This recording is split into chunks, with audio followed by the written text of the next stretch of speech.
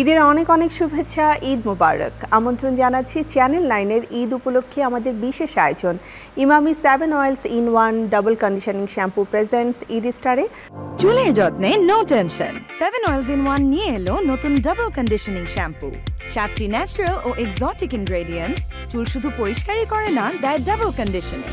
Perfect চুলের জন্য 7 oils in 1 double conditioning shampoo. চুলের যত্নে নো টেনশন। 7 অয়েলস ইন 1 নিয়ে এলো নতুন ডাবল কন্ডিশনিং শ্যাম্পু। 7টি ন্যাচারাল ও এক্সোটিক ইনগ্রেডিয়েন্টস চুল শুধু পরিষ্কারই করে না, দেয় ডাবল কন্ডিশনিং। পারফেক্ট চুলের জন্য 7 oils in 1 double conditioning shampoo. প্রিয় দর্শক, আমি শান্তা জাহান হাজির হয়ে গেছি একই সময়ে আপনাদের জন্য আপনাদের প্রিয় একজন তারকাকে সাথে নিয়ে, যে মানুষটির সাথে আজ খুব আড্ডা হবে। আর সেই আড্ডাতে যাওয়ার আগে ডেফিনেটলি আমার পরিচয় করিয়ে দেওয়া উচিত কে আজ রয়েছে আমার সাথে। খুব প্রিয় একজন মুখ, যে প্রিয় মুখকে আমরা সবসময় টেলিভিশনের পর্দায় আসলে খুঁজে ফিরি। এখন আমার মনে হয় ব্যক্তিগত জীবনের ব্যস্ততার কারণে একটু কম যদিও টেলিভিশনের পর্দায় উপস্থিত হচ্ছে, কিন্তু সোশ্যাল মিডিয়াতে আমরা তাকে সবসময়ই পাই এবং সে আমাদের অত্যন্ত পছন্দের একজন। চলুন পরিচিত হয়ে নেই। আমার সাথে রয়েছে জনপ্রিয় মডেল এবং অভিনেত্রী শবনম ফারিয়া। অনেক অনেক শুভেচ্ছা ফারিয়া, ঈদ মোবারক। ঈদ মোবারক আপু। কেমন আছো? খুবই ভালো আছি, আর তোমার শোতে এসে তোমাকে দেখে আরো ভালো লাগছে। Thank you. আর আমি তো অলওয়েজ হ্যাপি থাকি তোমাকে নিয়ে, বিকজ তোমার সাথে আড্ডা দেওয়াটা মানে আমি খুবই কমফোর্ট জোনে থাকি। সো এইটা একটা বড় ব্যাপার যে তুমি যার সাথে আড্ডা দিচ্ছ তার সাথে তোমার সম্পর্কটা কেমন, ঈদ কেমন কাটছে? ঈদ তো আমার আসলে ছুটি পাচ্ছি, মানে ব্যাপারটা হচ্ছে ছুটি, অনেক দিন পর ছুটি পাচ্ছি, সেটার থেকে আসলে আনন্দের কিছু নেই এই মুহূর্তে। যে ঘুমাতে পারছি, অ্যালার্ম দিতে হচ্ছে না রাতে, এটাই সবচেয়ে আনন্দের। আর হচ্ছে রাস্তাঘাট একটু ফাঁকা, যার জন্য হচ্ছে সবার সাথে দেখা করা যাচ্ছে, যাদের সাথে হয়তো অনেকদিন ধরে দেখা হচ্ছে না, কথা হচ্ছে না। এই তো দেখা গেছে অনেকদিন দেখা নেই, আমরা প্ল্যানিং করে রাখি যে ঈদের সময়টাতে তাদের সাথে দেখা করব। হ্যাঁ, কারণ এই যে রাস্তা ফাঁকা থাকে, এটা তো আমাদের একটা খুব বড় একটা সমস্যা, যে সময় মেলানো যায় না। অনেক সময় এরকম হয় যে ভাবি যে আজকে অফিস শেষ করে হয়তো যাব, দেখা গেল অফিস থেকে বের হতে হতে একটু দেরি হয়ে গেল, তার মধ্যে আবার ট্রাফিক শেষ করে বাসায় গিয়ে আর বের হতে ইচ্ছে করে না। আচ্ছা, এবার ঈদটা তো তোমার একটু স্পেশাল হওয়ার কথা, বিকজ তোমার বেস্ট ফ্রেন্ড হচ্ছে বাংলাদেশে আছে। সো তাকে নিয়ে ঈদের প্ল্যান কেমন চলছে? না, তাকে নিয়ে এবার প্ল্যান করা যাচ্ছে না, কারণ হচ্ছে সে একটু অসুস্থতা, ঢাকায় এসেই ও একটা সার্জারি করেছে, তো এই জন্য বেচারি বেড রিটার্ন। কিন্তু সেই জন্য হচ্ছে আমাকে যেতে হচ্ছে।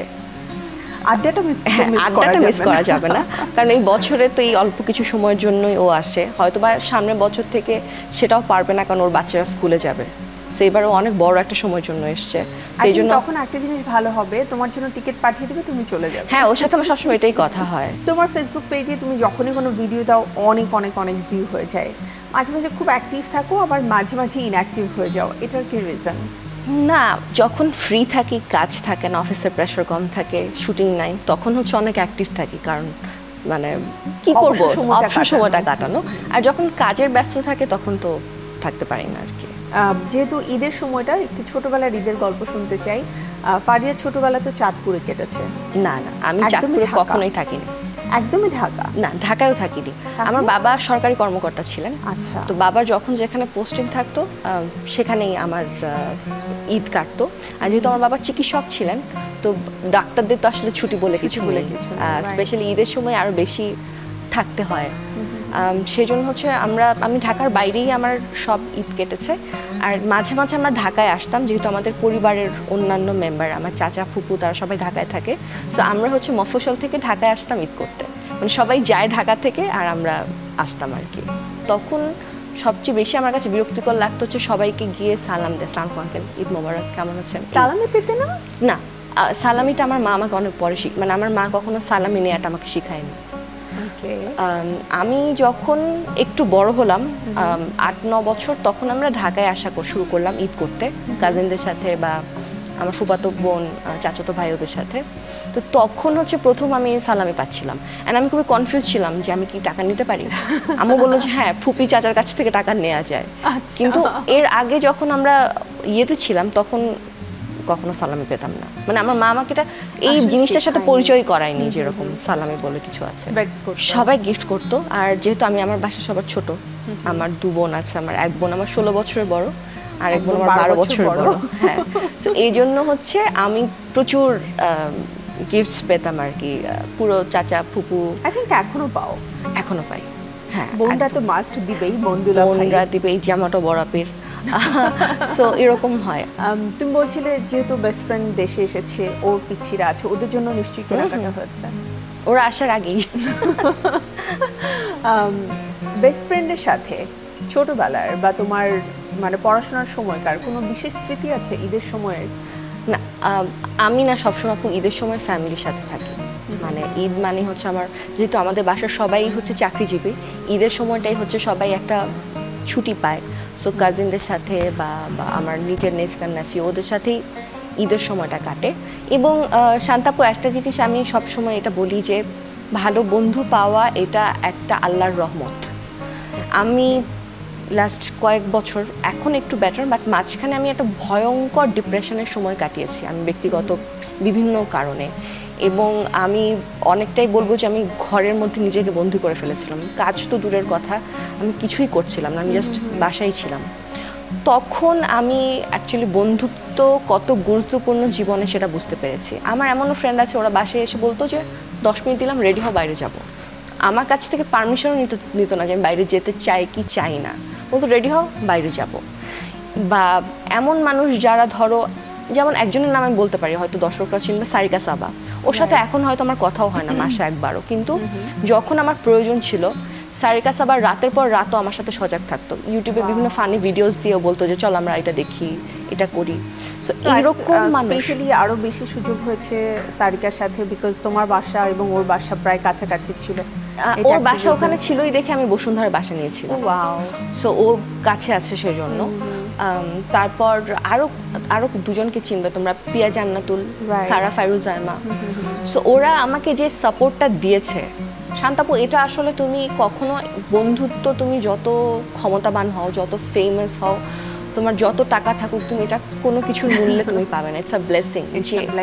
এবং বন্ধু ভাগ্য সবার হয় না, এবং নিঃস্বার্থ, এটা তো আসলে কোনো স্বার্থ নেই, পুরো নিঃস্বার্থ একটা প্রসেস। আচ্ছা ফারিয়া, এই টপিকটাতে না আরো একটু কথা বলতে চাই, বিকজ অনেকেই আমরা বন্ধুত্ব সম্পর্কে মানে বুঝি না, তো সেই সম্পর্ক নিয়ে একটু কথা হবে। তার আগে ছোট্ট একটি বিরতি নিয়ে আসি। প্রিয় দর্শক, আড্ডা হচ্ছে আমাদের প্রিয় মুখ শবনম ফারিয়ার সাথে। আবারও ফিরবো আড্ডায়, কিন্তু তার আগে নিয়ে নিচ্ছে ছোট্ট একটি বিরতি। আপনারা থাকুন চ্যানেল 9-এর সাথে। দেখা হচ্ছে ঈদ স্টারে। আফটার ব্রেক আবারও আমন্ত্রণ আপনাদের সকলকে Emami 7 oils in 1 double conditioning shampoo presents Eid স্টারে। প্রিয় দর্শক, আমাদের আড্ডা হচ্ছে প্রিয় মুখ শবনম ফারিয়ার সাথে। যেটা আমি প্রথমে বলেছি যে ওর সাথে আড্ডা দিলে আসলে অনেক কিছু জানা যায়, তো আমি এবার কিন্তু বন্ধুত্বের সেই সম্পর্কটা নিয়ে জানতে চাচ্ছি। ফারিয়ার কিছু বন্ধু তো অনেক আগের, আর কিছু বন্ধু তো এই মিডিয়াতে কাজ করার থ্রুতে হয়েছে। অনেকেই বলে যে মিডিয়াতে নাকি কোনো বন্ধু হয় না, মানে ইজ ইট ট্রু অর তোমার ক্ষেত্রে একদমই ভিন্ন? না, আমার আসলে মিডিয়াতে ওরকম ফ্রেন্ড নেই, সত্যি কথা বলতে। ফ্রেন্ড নেই। যদি যে সারার কথা বলো, সারার সাথে তো আসলে মিডিয়ার পরিচয় না, মানে আমরা যখন অ্যাক্টিভলি কাজ বন্ধ করে দিয়েছি তখন। পিয়ার সাথে আমার অনেক আগে থেকেই পরিচয় ছিল, আমি যখন একদম মডেলিং করি তখন থেকে। তখন তো ও আমার সিনিয়র ছিল, যেহেতু ও আগে থেকে কাজ করতো, কিন্তু আমরা কখনো একসাথে কাজ করিনি, কারণ সেক্টরটা তো আলাদা। ও তো স্ট্রিক্টলি মডেলিংয়ে, অ্যান্ড আমি স্ট্রিক্টলি অভিনয়ে ছিলাম। ওর সাথে আমার আসলে ইন্ডাস্ট্রির জন্য বন্ধুত্ব হয়নি। আমি ওকে অ্যাজ আ পার্সন খুব অ্যাপ্রিসিয়েট করি যে ও মডেলিং করেছে এবং সেখানে অনেক ও ভালো করেছিল, কিন্তু তার পাশাপাশি ও ঠিকঠাক পড়াশোনাটাও করেছে। অ্যাজ আ লয়ারও she is doing really good, and ওর আলাদা বিজনেস সব মিলিয়ে যে ও এত হার্ড ওয়ার্কিং। আর আমি বন্ধু হিসেবে এমন মানুষজনকে চাই যাদেরকে দেখে আমি এনকারেজড হব আরও পরিশ্রম করতে বা আরও ভালো করতে। বন্ধুরা যদি এরকম হয় যে আমার সাকসেসটাতে ওরা জেলাস এবং আমি ওদের কাছ থেকে কিছু শিখতে পারছি না বা ওদের কাছ থেকে আমার নেয়ার কিছু নাই, তাহলে আমি এইরকম বন্ধুত্ব দিয়ে কী করবো? আমার বন্ধুত্ব তো আমাকে গ্রো করতে হেল্প করতে হবে। এবং ইন্ডাস্ট্রিতে আসলে এরকম অনেক ঠিকঠাক পড়াশোনা করেছে প্লাস কাজ করেছে এরকম মানুষের পরিমাণ তো কম, তো যার জন্য সম্ভবত এই জন্য আমার ইন্ডাস্ট্রিতে খুবই কম বন্ধু বান্ধব। দেখা হলে সবার সাথে হাই হ্যালো এরকম হয়, কিন্তু খুব কম মানুষের সাথে হয়তো আমি শুটিংয়ের পরে বসে আড্ডা দিয়ে কফি খাবো বা গল্প করবো, এরকম মানুষ খুব কম। আচ্ছা, এবার তুমি আমাকে একটু বলো, জাস্ট এই কিছুদিন আগে তুমি আর আমি একই সাথে একটা ইভেন্টে ছিলাম, আই ওয়াজ আ হোস্ট এবং তুমি ওখানে গেস্ট হয়েছিলে। আমরা কিন্তু ইভেন্টটা খুব সুন্দর এবং এটাকে কী বলবো, মানে হাসি ঠাট্টা ভালো লাগা সব কিছু মিলিয়ে ইভেন্টটা সাকসেসফুল ছিল এবং আমাদের ওখানে সবার যে উপস্থিতি সেটাও খুব সুন্দর ছিল। কিন্তু তার পরবর্তীতে তোমার ফেসবুক স্ট্যাটাস দেখলাম, যেখানে যদিও বিষয়টা এত চমৎকার, আমি নিজেও শেয়ার করেছি যে আমাদের সবারই উচিত অনেক অ্যাকচুয়ালি নিজের ব্যাপারে সচেতন হওয়া, যে আমাকে কে কী বলছে, কে কী লিখছে সেটা নিয়ে যেন আমিই বলতে পারি। তো এই ব্যাপারটা অনেক ভালো লেগেছে আমার। তো মনে হয় যে ফারিয়া অনেক অ্যাপ্রিসিয়েশন লেটার পেয়েছো। সো যদি একটু বলতে যে হঠাৎ করে কেন মনে হলো যে আমাকে এটার উত্তরটা দেওয়া উচিত? আমি একটা জিনিস বিশ্বাস করতাম আপু সবসময়, যে আমাকে যদি কেউ বাজে কথা বলে, আমি যদি সেটা না হই তাহলে আমার একটা গায়ে লাগবে না, ও আমাকে বললে আমার কি আসে যায়। আর যদি আমি সেটা হই আর সে যদি আমাকে বলে তাও আমার কিছু আসবে যাবে না, কারণ এটা তো আমি, এটা আমাকে বলছে তাতে সমস্যা কি। তো আমি এরকম একটা মাইন্ডসেট নিয়ে সবসময় করতাম যে আই ডোন্ট কেয়ার। কিন্তু একটা সময়ের পর না আপু সব কিছু অনেক বাড়াবাড়ি মনে হওয়া শুরু হয়েছিল, যে প্রত্যেকটা জিনিসের একটা বাউন্ডারি আছে, একটা লিমিটেশনস আছে, এবং বাউন্ডারিটা যখন তুমি ক্রস করে ফেলবা এটা কারোর জন্য এটা অ্যাপ্রিসিয়েট করার মতো কিছু না। এবং ইটস নট জাস্ট মি, যে কোনো মেয়ে বাংলাদেশে আমি বলবো যে সামাজিক যোগাযোগ মাধ্যমে অ্যাক্টিভলি কাজ করে, সেটা শুধু যে অভিনেত্রী বা মডেল তারা না, আরও অনেক পেশার মানুষজন কাজ করে। এমন মানুষ তুমি খুঁজে পাবে না যে কখনো কোনোভাবে সাইবার বুলিংয়ের শিকার হয়নি। So true. একটা নর্মাল মেয়েও যদি মানে ছবি পোস্ট করে তার ছবিতেও কিন্তু অনেক ধরনের কমেন্ট আসে। এখন তুমি আমাকে সামনে এসে কখনো বাজে কথা বলতে পারবে না, কিন্তু তুমি সামাজিক যোগাযোগ মাধ্যমে কেন বাজে কথাগুলো বলো, এটা একটা বিষয়। আর একটা বিষয় কি আপু, আমি যেরকম ফ্যামিলি থেকে বিলং করি সেখান থেকে যে আমাকে অভিনয় করার পারমিশন দিয়েছে সেটাই আমার জন্য অনেক বড় কিছু। রাইট। তো এগুলো হয় কি, আমার কাছে মনে হয় যে আমার কারণে আমার পরিবার বিব্রত হয়, এবং আমার পরিবার কখনোই চায়নি যে আমি অভিনয় করি। এটা সম্পূর্ণ আমার নিজের ইচ্ছা ছিল, এবং আমি পুরো ফ্যামিলির সাথে যুদ্ধ করে আমি অভিনয় করতে চেয়েছি বা অভিনয় করেছি। সো এখন যদি আমার জন্য তারা কোনোভাবে ছোট হয়, সেটা আমি কখনোই চাই না যে আমার জন্য তারা কখনো করুক যে ও আচ্ছা ও এটা করছে দেখে এরকম হচ্ছে। এবং বাংলাদেশে অভিনয় শিল্পীর পরিমাণ কম, ডিরেক্টর অ্যান্ড প্রডিউসার বেশি। ওনারা বরঞ্চ আমাদেরকে অনেক প্যাম্পার করে যে আপু আপনার ডেটটা হয় নাকি বা স্ক্রিপ্টে যাচ্ছে নাকি, কিন্তু ওদের একটা সাধারণ কিছু মানুষের, সবার তো না, শিক্ষিত বা যারা জ্ঞান রাখে তারা তো না, যারা জ্ঞান রাখে না তাদের ধারণা হচ্ছে কি যেন এরকম ইন্ডাস্ট্রিতে হয়ে যায়, কি এরকম হবে। দেখো, যে মানুষটা কমেন্ট করলো এবং তার একটা কমেন্ট নিয়ে তার লাইফের সাথেও কত কিছু ঘটে গেল যেটা তার রেপুটেশনের জন্য খুবই খারাপ, সেই মানুষটা তো নিশ্চয়ই কম শিক্ষিত নয়, পড়াশোনা আমি এটাই আপু, এই জন্যই আমি এই কমেন্টটা নিয়েই আমি পোস্ট করেছিলাম যে একটা সময় থাকে আমরা বলি যে আচ্ছা এই অশিক্ষিত মানুষজন কমেন্ট করবে, এই ব্যাপার না, ইগনোর করে যায়। হ্যাঁ, কিন্তু যখন আমি দেখছি যে এনারা শিক্ষিত এবং ভালো জায়গায় কাজ করছে এবং তারপরেও তাদের চিন্তা ভাবনা ধ্যান ধারণা এরকম, তো সেটা নিয়ে তো আসলে কথা বলাই উচিত। কিন্তু এখানে আমি একটা কথা মেনশন করতে চাই, আমি আসলে চাইনি যে চাকরি বাকরি নিয়ে ভদ্রলোকের টান দেখ, এটা আমার কিছু ছিল না। এবং আমি যে কোম্পানি মানে যে অর্গানাইজেশনকে পোস্ট করেছি আমি তাদের কাউকে চিনতামও না এবং চিনিও না। আমি জাস্ট ওনাদেরকে ট্যাগ করে একটা পোস্টই করেছি, কিন্তু এরপরে নাকি ওনারা কয়েক হাজার রিপোর্ট পেয়েছে। এটা নর্মাল সাধারণ মানুষ, এবং সবাই এই জিনিসটা, এটা খুবই আমরা খুবই কম টপিকে সবাই একসাথে একমত হই, খুব কম টপিক থাকে। আমি অনেকদিন পরে দেখলাম একটা জিনিস যেখানে সবাই একমত এসছে এবং সবাই এটার প্রতিবাদ করেছে যে না, এটা বন্ধ হওয়া উচিত। এবং এটা মাঝখানে এই কয়েকদিন আগে আমরা অনেক সোচ্চার ছিলাম, আমি স্পেশালি, যে আমাদের দেশে হঠাৎ করে অনেক রেপের সংখ্যা বেড়ে গিয়েছিল এবং সেটা নিয়ে কিভাবে বিচার হচ্ছে বা কি, আসিয়াকে নিয়ে আমরা সবাই অ্যাক্টিভলি অনেক কথা বলেছি। সো যখন আমরা এইরকম একটা জিনিস নিয়ে কথা বলবো, ভায়োলেন্স এগেনস্ট ওমেন, ওটা তো শুরু করতে হবে এখান থেকে, সব কিছু তো একটা জায়গা থেকে শুরু করতে হয়। সো আমি সচেতন হচ্ছি, তুমি সচেতন হচ্ছ, বা আরও কয়েকজন হবে, তো তখনই আস্তে আস্তে এই জিনিসটা হবে। আমাদেরকে তো আসলে ছোটবেলা থেকে শেখানো হয় যে ধৈর্য, ইগনোর করো, বলুক, বাট এটা না করতে করতে আমরা সাহস বাড়িয়ে দিচ্ছি, মানে আমাদেরকে চাইলে যে কেউ যে কোনো কথা বলতে পারে। আমরা যেটা করছি, আমরা কমেন্টগুলোকে টোটালি ইগনোর করে যাচ্ছি, এবং এজন্য উনি যখন একবার লিখছেন, দেখছেন এটার প্রতিকার হচ্ছে না, তখন কিন্তু সে বারবারই আবার লিখছেন এবং আরও বাজে হয়, দিন দিন এটা আসলে বাড়তে থাকে।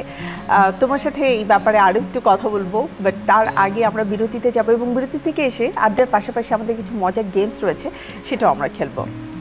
প্রিয় দর্শক, আরও একটি বিরতির সময় হয়ে গেছে। আসলে অনেক সিরিয়াস টপিকে আমরা কথা বলছি, যদিও ঈদ, কিন্তু তারপরেও সচেতনতা আসলে সব সময়ের জন্য। সো ফারিয়ার কাছ থেকে আরও অনেক কিছু জানার রয়েছে। ছোট্ট একটি বিরতি নিয়ে আমি আবারও ফিরে আসছি আমাদের ঈদ স্পেশাল আয়োজন ঈদ স্টারে। আফটার ব্রেক আবারও ফিরে এলাম আমাদের ঈদ উপলক্ষে বিশেষ আয়োজন Emami 7 oils in 1 double conditioning shampoo presents Eid স্টারে। সাথে রয়েছে শবনম ফারিয়া, যার সাথে অনেক কিছু জানছি। চলুন আবারও আড্ডায় ফিরে যাই। আর পাশাপাশি আমরা একটু ফান করতে চাই, বিকজ ঈদ, সো খুব বেশি সিরিয়াস মুডে আমরা থাকবো না। আর শবনম ফারিয়া যেটা বললো যে ফান অনেক পছন্দ করে, কিন্তু খুব বেশি টকেটিভ মানুষ পছন্দ না, তাই না? না, আমি অনেক টকেটিভ।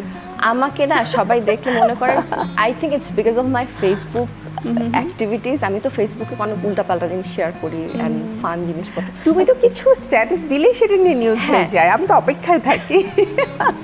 না, অলসো হচ্ছে ফেসবুকটাকে না আমি খুব ফান একটা জায়গা হিসেবে সবসময় ব্যবহার করতাম, যে আমি বাস্তব লাইফে যে কথাগুলো বলতে পারি না সেগুলো হচ্ছে আমি পোস্ট করতাম। তো এই জন্য সব মানুষের একটা সময় ধারণা ছিল যে আমি খুব চঞ্চল, আমি খুব কি বলে এটাকে অনেক কথা বলি। হ্যাঁ, কিন্তু আমি তো অ্যাকচুয়ালি অনেক সিরিয়াস টাইপের একটা মানুষ, তো এটা একটা বিষয় আর কি। ছোটবেলা থেকেই কি তুমি এমন সিরিয়াস? না, ছোটবেলায় দুষ্ট ছিলাম। তুমি এখনো দুষ্ট? এখন আমি আসলেই দুষ্ট, কিন্তু আমার দুষ্টমিটা কখনো অনেক বেশি ছিল না আর কি। কারণ হচ্ছে আমার মা খুব স্ট্রিক্ট, জানো, আন্টি খুবই স্ট্রিক্ট ছিল। আমি যখন প্রথম অভিনয় করি, আম্মু আমার সাথে আমাদের যিনি ড্রাইভার ছিল ওনাকে পুরো বডিগার্ডের মতো পাঠাতো। আমি দেখতাম আমি এখানে সিন করি আর ওখানে দাঁড়ায় আছে এরকম করে। আমি একটা পর্যায়ে পর আম্মুকে বলতাম, আম্মু প্লিজ ওনাকে বইলো যে যাতে সেটে না দাঁড়িয়ে থাকে, গেটে দাঁড়ায় বা মেকআপ রুমের সামনে এভাবে দাঁড়িয়ে থাকে, খুবই আনকমফোর্টেবল লাগে। সো ওইটার জন্য আসলে আমি অত দুষ্টামি করার সুযোগ পাইনি। আপু, আমার অভিনয় করতে খুব ভালো লাগে। আমি যখন একটা সুন্দর চরিত্র পাই আমি খুব এক্সাইটেড হয়ে যাই যে ও আচ্ছা, আমি এরকম একটা ক্যারেক্টার প্লে করছি এরকম। তো আমার কাছে ব্যাপারটা কখনো স্টার হওয়ার জন্য ছিল না, ফেমাস হওয়ার জন্য ছিল না। এই কাজটা আমি করি কারণ হচ্ছে কাজটা আমি এনজয় করি। আমাকে কখনো খুব একটা কোনো অনুষ্ঠানে দেখবা না, আমি খুব একটা দাওয়াতে যাই না, আমি খুবই অল্প স্পেসিফিক মানুষের সাথে আড্ডা দেই। তো আমাকে নিয়ে না এত আলোচনার ব্যাপারটা আমার কাছে কমফোর্টেবল লাগে না। আমি সমালোচনা করা, আপনার অভিনয় ভালো হচ্ছে না বা এটা হচ্ছে না, সেটাকে আমি খুব সিরিয়াসলি নিই। যেমন আমি ফ্যামিলি ক্রাইসিস নামে একটা নাটকে কাজ করেছিলাম, তো সেখানে আমার একটা কস্টিউম ছিল, একটা ব্ল্যাক টি শার্ট, একটা স্কার্ট। সো দর্শকরা সামহাও আমাকে ওটাতে পছন্দ করেনি, এবং এরপর থেকে আমি স্ট্রিক্টলি মেনটেন করেছি এরপরে আমি যখন কোনো নাটক করব সেটাতে যাতে আমাকে যে ধরনের অ্যাটায়ারে পছন্দ করে, সেটা শাড়ি বা কামিজ, আমি যাতে সবসময় এই ধরনের পোশাকই আমি চরিত্রগুলো করি। কারণ ওটাকে আমি সমালোচনাটাকে আমি পজিটিভলি নিয়েছি, এটাকে আমি কিন্তু এমন সব জিনিস নিয়ে আলোচনা এবং সমালোচনা করে যেটা আমার কাছে মনে হয় যে আমি কিছুই করলাম না, কেন হচ্ছে। আচ্ছা চলো, সেই কেন অনেক কিছু হয় সেটা না হয় আমরা একটু খুঁজে বের করি। তোমার সামনে বেশ কিছু টোকেন দেওয়া রয়েছে, এখান থেকে আমরা একটা একটা করে টোকেন তুলবো, বেশি না 3 থেকে 4টাই। একটু দেখবো যে তোমার ভাগ্যে কি পড়ে, মানে কেন ভাগ্য অলওয়েজ একটু ব্যতিক্রম হয় সেটাই না হয় খুঁজে বের করার চেষ্টা করি। এখানে নিয়ে এলাম। হ্যাঁ, বিসমিল্লাহ। কি যে আছে? কিছু নাই। কিছু নাই? না। তাহলে তো কপালে কিছু নাই। এরকম তো হলো না, আমাদের এখানে এত গেস্ট এসেছে, কারো তো এরকম হলো না। Right, wow. আচ্ছা, সেকেন্ডটা করি। হ্যাঁ হ্যাঁ, গাইবে এবার তুমিও শান্তা, তুমি গান গাইবে। তুমিও শান্তা? ও, আমি আর শান্তা? হ্যাঁ, গান গাইতেই হবে, একদম উচিত একটা গান গাওয়া। সোনার পালঙ্কের ঘরে লিখে রেখে ছিলেম দ্বারে, যাও পাখি বলো তারে, সে যেন ভোলে না মোরে, সুখে থেকো ভালো থেকো, মনে রেখো এই আমারে। আর গাবো না। হ্যাঁ, ওকে, নেক্সট ওয়ান। আমি জীবনে প্রথম কোনো চ্যানেলে গান গাইলাম। আমরা অনেক লাকি। প্রথম প্রেমের গল্প রেগুলার গাইতে হবে। প্রথম প্রেমের গল্প? হ্যাঁ, কত বছর বয়সে প্রথম প্রেমের অফার পেয়েছিলে? অফার মনে নেই। কোন ক্লাসে ছিলে? সেটা মনে নেই আমার। আচ্ছা, তোমার তো মনে আছে। আমি প্রথম প্রেম করেছি কলেজে। কলেজে? হ্যাঁ, কলেজে। ভদ্রলোক একজন আর্মি অফিসার ছিল। এই কলেজে থাকা অবস্থায়? ওয়াও। এখন কি যোগাযোগ আছে? না, কি এক্স মানে হচ্ছে এক্সপায়ার্ড, কোনো কিছু এক্সপায়ার্ডের সাথে আচ্ছা কোনো কন্টাক্ট থাকবে না। গল্পটা একটু শুনি, মানে কতদিন কন্টিনিউ হয়েছে, একটু গল্প বলো আমাদেরকে, এটা তো মজার গল্প ছিল 3-4 বছর মতো ছিল। ওয়াও, মানে অনেক মজা। চলো আমরা চিরকুট না উঠিয়ে বরং গল্পটাই শুনি। না না না আর না। দর্শক, আমি ফারিয়া একটা কৌতুক শোনাতে চাই। কৌতুক? হ্যাঁ, আমরা দেখেছি ফারিয়া হচ্ছে হাস্যর জাজ। তো ফারিয়া যদি কৌতুক না বলতে পারে তাহলে আর কে বলতে পারবে? সবাই যে ফারিয়া ম্যামকে নিয়ে এত সুন্দর সুন্দর জোকস বলে, ঠিক আছে, তো এই জোকগুলো শুনতে তোমার কেমন লাগে? মানে মজা লাগে। ওরা যে আমার সাথে কি করে, মানে আমি তো যখন দেখি আমি ভীষণ নিজে জ্বালায় হাসতে ওরা হাসতে, আমাকে। এবং আমি চিন্তা করি ফারিয়া এগুলোকে নেয় কি করে? ফারিয়ার তো সবসময় নেয়ার কথা না। হ্যাঁ, মানে ওর মাঝে মাঝে মধ্যে বলি যে জাস্ট তোমরা আমাকে, তোমাদেরকে আমি এত ভালোবাসি দেখে সহ্য করছি, থাকে না মাঝে মাঝে ওরা অনেক অ্যাডাল্ট জোক করে ফেলে, সো ওগুলোতে আমি খুব বিরক্ত হই। পরে তোমার এমন কোনো জোকের কথা কি এই মুহূর্তে মনে আছে যেটা তোমার অনেক ভালো লেগেছিল তোমাকে নিয়ে? আমাকে নিয়ে? ও হ্যাঁ, একটা আমি বলতে পারবো। আমাদের একজন পার্টিসিপেন্ট আছে, ওর নাম হচ্ছে রিয়াজ। সো ও একটা এপিসোডে হচ্ছে ইয়ে করেছিল, মেট্রো রেল নিয়ে একটা পুরো একটা খুব সুন্দর পারফরমেন্স ছিল। তো হঠাৎ করে বলছে যে ফারিয়া আপুকে নিয়ে আমি মেট্রো রেলে উঠতে পারবো না। তো রনি ভাই জিজ্ঞেস করছে কেন? বলছে মেট্রো রেলে ফুল নিয়ে ওঠা যায় না। তারপর বলছে যে মেট্রো রেলে আমি তুষার ভাইকে নিয়ে উঠতে পারবো না। তো বললো যে কেন? বলকে মেট্রো রেলে বস্তা নিয়ে ওঠা নিষেধ। আরেকটা মজার আছে, সেটা হচ্ছে আমার নাম নিয়ে আমার অনেক কমপ্লেইন ছিল। আমি আমার মাকে সবসময় বলতাম যে এটা কি নাম রেখেছো, এত কমন একটা নাম। আমার বড় বোনের নাম হচ্ছে নাজিবা আর ছোট আপুর নাম হচ্ছে সানিয়া। তো আমি বলতাম যে ওরা এত আগে হয়েছে, ওদের নাম আমার থেকে বেটার, আমারটা এত কমন নাম কেন? তো এটা নিয়ে আমার আম্মুর সাথে আমি প্রায় ঘ্যান ঘ্যান করি। এখনো আমার নামটা আমার একদম পছন্দ না। তো একটা এপিসোডে আমাদের একজন পার্টিসিপেন্ট আছে, ওর নাম হচ্ছে তরু ভাই।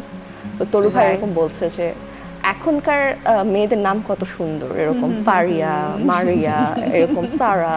আর আমাদের সময় মেয়েদের নাম ছিল আকলিমা, সালমা, শুনলেই কেমন মা মা ফিল হয়। তো আমার মা আমাকে এসে বলছে, দেখছো তোমার নামটা কত সুন্দর। ওরা বললো তুমি তো শুধু কমপ্লেন করো যে নাম ভালো না। সো হ্যাঁ, ওকে, চলো এবার আমরা ইয়েস নো খেলায় একটু চলে যাই। অনেকগুলো টোকেন তো তুমি অলরেডি তুলে নিয়েছো। এখানে দেখো তোমার প্রশ্নের উত্তর ইয়েস অ্যান্ড নো এর মধ্যে দিয়ে হবে। খুব ঝটপট প্রশ্ন হবে, চটপট উত্তর। বিয়ের আগে ভালো ছিলাম? মানে বিয়ের আগের লাইফ ভালো ছিল না এখন? আমার বিয়ের আগের লাইফ আর এখন লাইফ তো সেম। তাহলে ইয়েস। মানে আমি তো খুব অল্প সময়ের জন্য ম্যারিড ছিলাম, সো একই, আমার কোনো চেঞ্জ নেই। ওকে, তাহলে এটার উত্তর আমরা হ্যাঁ বা না কিছুই দিচ্ছি না। এখন প্রেম করছি? নো, পাওয়া যাচ্ছে না। প্রেমের অফার পেতে ভালো লাগে? ডিপেন্ডস কে অফারটা দিচ্ছে। রাজনীতি পছন্দ করো? আমাদের দেশের রাজনীতিটাকে আমি পছন্দ করি না, বাট ওভারঅল রাজনীতি জিনিসটাকে আমি পছন্দ করি। সো এটা আসলে আমি দেখাতে পারছি না। মাঝামাঝি। বয়সের তুলনায় কাজের পরিমাণ কম? এটা আমি চুজ করেছি আমার জন্য। এটা কতটুকু কাজ তুমি করবে? আমি কতটুকু কাজ করব, এবং আমি চেয়েছি যে আমার অল্টারনেটিভ আরেকটা ক্যারিয়ার দাঁড়াক, যেটা আমি ওখানে আমি ভালো করতে চেয়েছি, কারণ আমার ফ্যামিলি থেকে সবসময় চাইতো যে আমি অন্য কিছু করি। So it was my choice. ওকে, এবারে অবশ্যই ইয়েস নোতে না, তোমাকে ডেফিনেটলি আমি জানি একটু উত্তর দিতেই হবে। সেটা হচ্ছে অভিনয় করতে গেলে আসলে কি শিক্ষিত হবার প্রয়োজন আছে? তুমি কি মনে করো? ইয়েস, শিক্ষিত হওয়া আপু, যে কোনো কাজ তুমি যদি ঘাসও কাটো সেটা সম্পর্কে তোমার শিক্ষা থাকা খুব জরুরি। কারণ হচ্ছে তখন তুমি অনেক চরিত্র করতে গেলে তুমি আসলে জানো না যে তোমাকে কি করা উচিত বা কতটুকু করা উচিত, প্রথম কথা। আর দ্বিতীয় কথা হচ্ছে গিয়ে অ্যাজ আ মানুষ, যেহেতু তুমি এরকম একটা প্রফেশন যাচ্ছ যেখানে তোমাকে মানুষ দেখে, people look up to you, so তোমাকে আসলে বুঝতে হবে যে তুমি কতটুকু নিজেকে প্রেজেন্ট করতে পারছো, কিভাবে প্রেজেন্ট করতে পারছো, এবং কতটুকু তোমার দেয়ার আছে। সো শিক্ষিত হওয়া যে কোনো প্রফেশনের জন্য, শুধুমাত্র অভিনয় না, জরুরি। সো ফারিয়া, খুব ভালো লাগছে আড্ডা দিতে। আমরা আবারও ফিরবো আমাদের আড্ডা এবং খেলায়, তার আগে আরেকটি বিরতি। প্রিয় দর্শক, দেখতে দেখতে ঈদ স্টারের অনেকটা সময় আমরা পার করে এলাম। আরও একটি বিরতির সময় হয়ে গেছে। বিরতির পরে আবারও ফিরে আসছি চ্যানেল 9-এ আপনারা থাকুন আমাদের সাথে। আফটার ব্রেক আবারও ফিরে এলাম ঈদ উপলক্ষে আমাদের বিশেষ আয়োজন Emami 7 oils in 1 double conditioning shampoo presents Eid স্টারে। রয়েছে আমার সাথে শবনম ফারিয়া, যার সাথে আড্ডা হচ্ছে। আর এবারের আড্ডায় একটু আমরা দেখব যে ফারিয়ার লক্ষ্য আসলে কতটা স্থির এবং লক্ষ্যে পৌঁছতে কতটা বদ্ধপরিকর। এখানে তো তুমি দেখতে পাচ্ছ পয়েন্ট, সো ডার্টবোর্ডে তোমার পয়েন্টগুলো আমরা জানতে পারবো যখন তুমি মারবে। এই 7 দিন আমাদের যারা গেস্ট রয়েছেন তাদের মধ্যে সর্বোচ্চ যিনি পাচ্ছেন তার বাসায় কিন্তু গিফট হ্যাম্পার পৌঁছে যাবে ইমামির পক্ষ থেকে। আর আমাদের তো শ্যাম্পু খুব দরকার, বিকজ আমাদের রেগুলার ক্লিন করতে হয়। সো আরেকটা ব্যাপার একটু দেখতে চাই ফারিয়া, সেটা হচ্ছে তুমি আসলে তোমার টার্গেটে কতটা স্থির, আসলে কি তাই? আপু, আমি আমার টার্গেটে স্থির থাকলেও আমার স্পোর্টস সেন্স 0। আচ্ছা চলো, ওয়াও, আমরা এখন ফারিয়া ম্যামকে দেখতে পাচ্ছি। যাবো? ইয়েস। ও ওয়াও, ওকে, ওয়াও 15। একটু কিন্তু টার্গেটে স্থির থেকে সুন্দরভাবে মারো, তুমি কিন্তু আরো স্কোর করতে পারবে। আচ্ছা, দ্যাটস ফারিয়ার জোশ চলে এসেছে। Okay, wow, Faria 60। Wow, good job Faria. Okay, বাদ হয়ে গেল। নো ওয়ে, আরেকটু জোরে মারতে হবে, আরেকটু। সো ফারিয়া, অ্যাকচুয়ালি তুমি এই ফার্স্ট টাইম সবচেয়ে হাইয়েস্ট যে স্কোরগুলো রয়েছে, মানে 10, 15, 16, 18 and 20, মানে হাইয়েস্ট স্কোরগুলোতে তোমার ডার্ট যে এখনো গেঁথে আছে, এবং একটা ডার্ট আমরা দেখলাম যে ফল করেছে। তো আমার মনে হয় যে তোমাকে আরেকটা সুযোগ দেওয়া উচিত। ওকে, যেহেতু ওটা তুমি অ্যাকচুয়ালি প্রথমেই মেরেছিলে। ওকে, সো চলো, লেটস ট্রাই। একটাই হবে, ঠিক আছে? Wow, not bad. 7। So total কত হলো? 7। ও মাই গড, 7 to 1, হাইয়েস্ট। আমি নিজেও অনেক ইমপ্রেসড, আমি জানতাম না। এর আগে অপবিশ্বাস ছিল 53 or 4, ওটা ছিল highest, but I think this is highest one. আমার চুলে সমস্যা বেশি, সো আমার হ্যাঁ, একদম শ্যাম্পু, তেল সবকিছু পাঠিয়ে দেবেন। এবং ইমামির 7 ওয়েলসের যে তেলগুলো রয়েছে, শ্যাম্পুগুলো রয়েছে, ওগুলো আসলে অনেক ভালো। স্পেশালি আমরা আমাদের চুলে এত বেশি টর্চার করি, সো আমাদের জন্য অনেক অনেক বেশি দরকার। আর এখনো পর্যন্ত যেহেতু এটা হাইয়েস্ট মার্ক, সো আমি চাইবো ফারিয়ার কাছেই চলে যাক পুরস্কার, because Faria is my favourite. চলো, একেবারে শেষের দিকে রয়েছে ফারিয়া, তোমার সাথে আড্ডা দিতে তো সবসময় ভালো লাগে। এবারে আমরা পছন্দ এবং অপছন্দ নিয়ে একটু জানবো। যদিও ফারিয়া খুব স্ট্রেট কার্ড বলে, কিন্তু তারপরেও আমার মনে হয় পছন্দ অপছন্দের ক্ষেত্রে 8-10 জনের মতো ওরও কিছু ভালো লাগা নিজস্বতা রয়েছে। এই ক্ষেত্রে অত বেশি স্ট্রেট কার্ড বলবেন না। ওকে, প্রথম, হাজব্যান্ড পছন্দ না বয়ফ্রেন্ড? দুটোর একটাও না। Room date or long drive? আমি রুম ডেট করার কখনো সুযোগ পাইনি। Long drive? এবং লং ড্রাইভেও যে খুব বেশি যেতে পেরেছি তা না, বাট এমনিতে আমার লং ড্রাইভ পছন্দ। বাবা আর মা? এটা আমার মা দেখলে রাগ করবে, কিন্তু অ্যাকচুয়ালি আমি আমার বাবার বেশি ক্লোজ ছিলাম। I know that. পায়েস নাকি সেমাই? আমার মনে হয় পায়েস। আন্টির হাতের? আম্মুর হাতের। রিক্সা নাকি গাড়ি? রিক্সা। দুবাই আর থাইল্যান্ড? আমি কখনো দুবাই যাইনি, বাট থাইল্যান্ড তো গিয়েছি। থাইল্যান্ডে অনেকবার গেছি। ওকে, সো থাইল্যান্ড ডেফিনেটলি। কোয়ালিটি আর কোয়ান্টিটি? কোয়ালিটি। গ্রাম নাকি শহর? আমি তো বড় হয়েছি মফস্বলে, তো আমার কাছে আসলে ওই লাইফটা অনেক কমফোর্টেবল, কিন্তু দিন শেষে আসলে সব কিছু তো শহরে। সো এটাতে আসলে আলাদা করে চুজ করা যায় না। ওকে, ভাইরাল কন্টেন্ট পছন্দ আর অপছন্দ? অপছন্দ, খুবই অপছন্দ। এই জিনিসগুলো কিন্তু তুমি যেহেতু আমাকে চেনো, তুমি জানো আমি একদম এগুলোর মধ্যে নাই, কিন্তু সামহাও আমাকে নিয়ে এগুলো বেশি হয়, সম্ভবত আমি চাই না দেখে। চাও না বলি আরো বেশি হয়। টিভি নাটক নাকি চলচ্চিত্র? অ্যাজ এ অ্যাক্টর তো আমার শুরু সবকিছু, আমার আইডেন্টিটি সব টিভি নাটক দিয়েই, কিন্তু দর্শক হিসেবে আমার চলচ্চিত্র বেশি পছন্দ। ওকে, এবার বলো ঠান্ডা নাকি গরম? ঠান্ডা। ঠান্ডা। ওর মাথাটাও যেন একটু ঠান্ডা থাকে সবসময়, যেহেতু ঠান্ডা পছন্দ। আর আমরা আসলে আমাদের প্রিয় অভিনেত্রী শবনম ফারিয়াকে খুব ভালোবাসি। আমার মনে হয় তোমার আরও একটু কাজ বেশি বেশি করা উচিত, কারণ তোমার যারা ফ্যান ফলোয়ার্স রয়েছে তারা কিন্তু তোমাকে খুব মিস করে। ঈদের এই সময়টাতে আমাদেরকে সময় দিয়েছো, এই জন্য অসংখ্য ধন্যবাদ ফারিয়া। তোমার সাথে বেশ কিছুদিন মানে কি বলবো এটাকে কেন যেন হয়ে উঠছিল না, বাট ফাইনালি আমরা অনেকবার প্ল্যান করেছি আড্ডা দেওয়ার, বাট সামহাউ হয়নি। Right, so thank you Faria channel 9-এর পক্ষ থেকে। আবারও নিশ্চয়ই তোমার সাথে দেখা হবে আমাদের বিশেষ আয়োজনে। আর ভালো কাজের জন্য, তোমার সুন্দর জীবনের জন্য অনেক অনেক শুভকামনা। থ্যাংক ইউ শান্তাপু, আমাকে তোমাদের প্রোগ্রামে ইনভাইট করার জন্য। অনেক দিন পর চ্যানেল 9-এ এসেছি, সো আমারও ভীষণ ভালো লাগছে। এবং এখন একটা সুযোগ হয় যে দর্শকের সাথে সরাসরি কথা বলার। দর্শকরা তো আসলে আমাদেরকে বিভিন্ন চরিত্রে দেখে, ব্যক্তি আমাকে তো চেনে না বা ওভাবে জানে না। সো আমার এই প্রোগ্রামগুলোতে আসতে এই জন্য ভালো লাগে যে আসলে আমার জীবন থেকে আমি অনেক কিছু শেয়ার করতে পারি যেটা হয়তো দর্শকরা জানে না। So thank you for having me. Eid Mubarak. Eid Mubarak. আমাদের দর্শকদের উদ্দেশ্যে সরাসরি কিছু বলবে? দর্শকদের কাছে আসলে আমার কৃতজ্ঞতা যে আমি তো খুবই সাধারণ একটা মানুষ, আপনারা আমাকে এত ভালোবাসা দিয়েছেন যে আমি আই ফিল ব্লেসড। মানুষের ভালোবাসা পাওয়া হচ্ছে অনেক বড় একটা ব্লেসিং, সেটা আমি না চাইতেও খুব কম চেষ্টায় পেয়েছি। সো অনেক ধন্যবাদ। আমার জন্য দোয়া করবেন যাতে আমি অনেক ভালো ভালো কাজ করতে পারি, এরকম কাজ করতে পারি যেগুলো আপনাদের ভালো লাগে।